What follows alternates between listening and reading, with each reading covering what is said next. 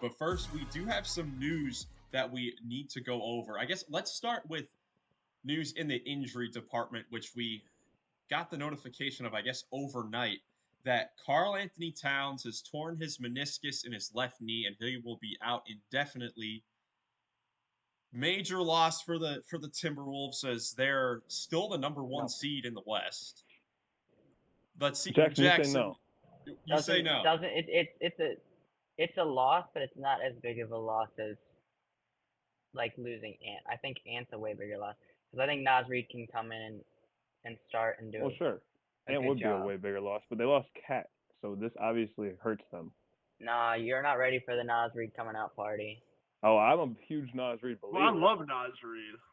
But this is a huge loss for the Timberwolves, and it definitely shakes up the top of the West. Yeah. I mean, if the Timberwolves had problems going into the playoffs about, living up to expectation with the top seed and having young guys and not having done it before. I know, Miles, you've said Cat hasn't proven it in the playoffs. Well, now he's not going to have the chance, and it definitely, yeah. Cat is ducking the playoffs. Shocker. It would be better if he had the chance, though, is my point. Like, they would have a better chance. Cat is not ducking the playoffs. I think they're a better defensive team with Naz in there. 100%. Cat's not is out there for offense, but Cat hasn't been as bad defensively this year. Cat's been pretty good defensively, but so is Naz, is what I'm saying. You're right. Cat is good defensively because he has Gobert behind him. I mean, it all helps. It all helps. Cat has had a terrific season. I mean, let's not fault players for having help. It's like saying, oh, LeBron had Wade and Bosh, or Jordan had Pippen. Like, Jordan didn't win anything before Pippen. LeBron didn't fully win any. I mean, he still won games, but he didn't fully win anything until he teamed up with the other two. I love that we're comparing Cat to Jordan and LeBron. I'm just saying, like. We got what you're saying. But this could be a loss for the Timberwolves as far as obviously their offense goes. When I first heard the news, I had the same thought as Jackson, where I didn't think it'd be that big of a loss because Naz Reid has been very good this season, and the Timberwolves have so much versatility. They could start him at the 4, or they could even they could go smaller like they did last year when they were injured with Karl Anthony Towns out. When they had Conley, they started Nickeil Alexander at the 2 and just shifted Edwards and McDaniels to the 3 and 4 with Gobert still in there. That could still work. That could work. Definitely That's still more like that hurts Jazz lineup they had. It is more like the Jazz lineup with Gobert. And I don't think they want to be like the Jazz. But the thing is, they then don't have a backup center if they decided to start both. Nah, it's a playoff 48.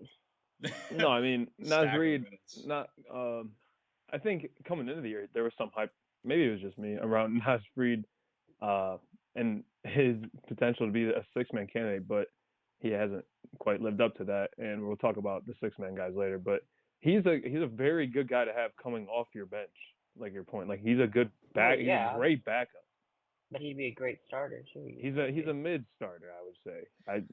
I mean, he's not... Okay, maybe I'm wrong. Well, yeah, I think I think he's a downgrade from Cat. He is definitely a downgrade. He's even a big downgrade from Cat because you're going Cat's an all-star. Cat's an all-star. Shouldn't have been. No, we're not saying this. Sorry, was he not an all-star a couple of years ago? He was an all-star this year, but he shouldn't have been. Doesn't matter, but he's been an all-star before, so. Yes. My point still stands. It is still a big drop-off. I mean, but it could be worse. It could be worse. I mean, if they really wanted to, though, there's not terrible options. I mean, in free agency, they do have good. Montrezl Harrell is still available. Nerlens Noel. Metu is good. I mean, Boogie Cousins. Miles, I like your point. I think they have a lot of lineup versatility regardless, and this doesn't. It shouldn't change the way they approach anything.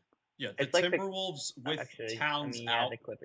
The Timberwolves are going to have to win ugly games because their defense probably won't take a big hit, but their offense, which is already not that good, like they have the 18th offensive team in the league, which is not very good, and you lose Towns, who's a huge part of your offense, that's going to struggle. So they're going to have to continue to win games even more so on the defensive end and in ugly, grinded out, sort of games.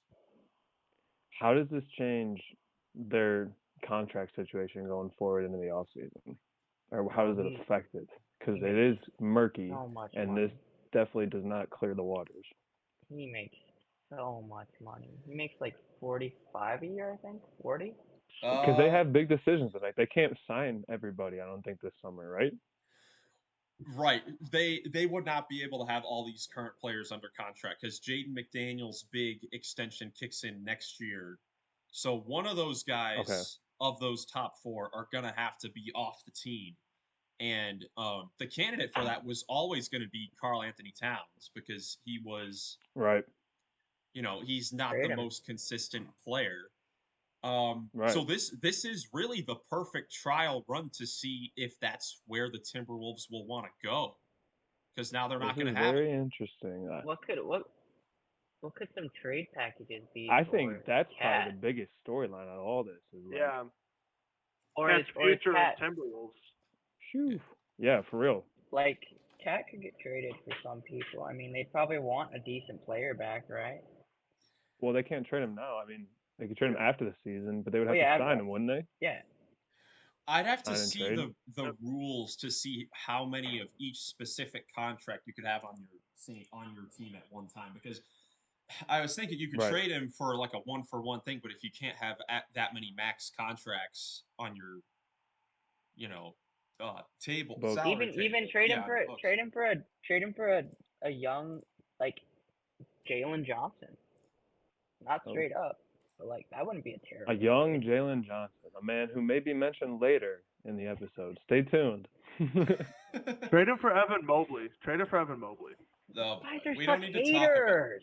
We don't need to talk. You guys hate your own team more than anybody I've ever seen.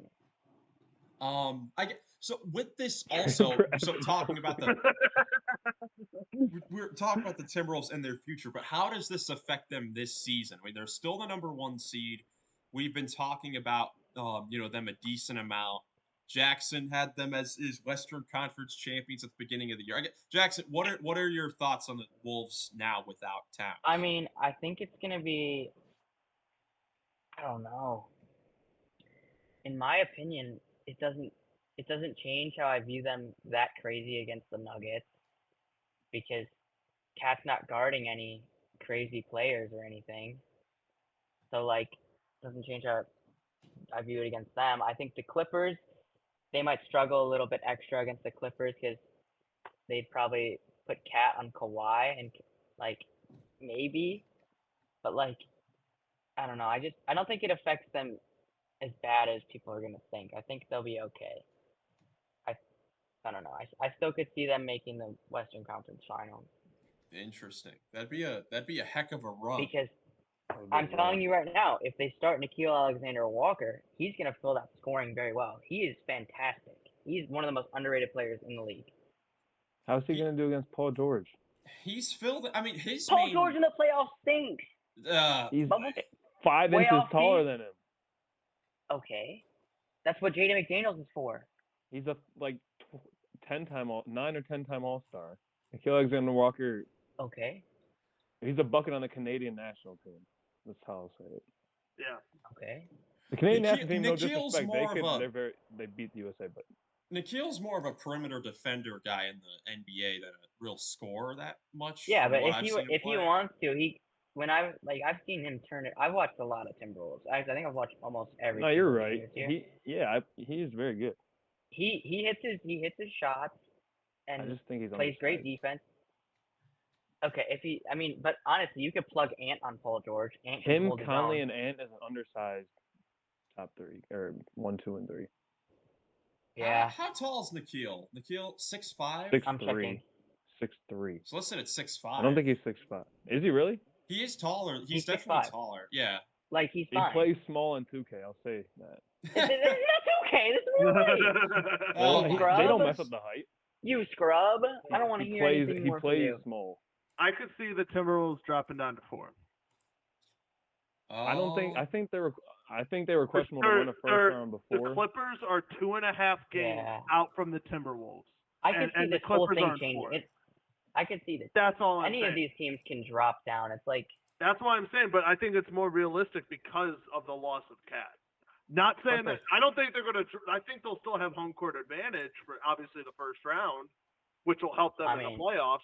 Let's not talk about how the Clippers' best bench player is also out the rest of the season. Second best bench player. Don't even compare. Russ I'm not comparing them. I'm just saying. I'm just saying. Russ is also a big part of that team. You're definitely right.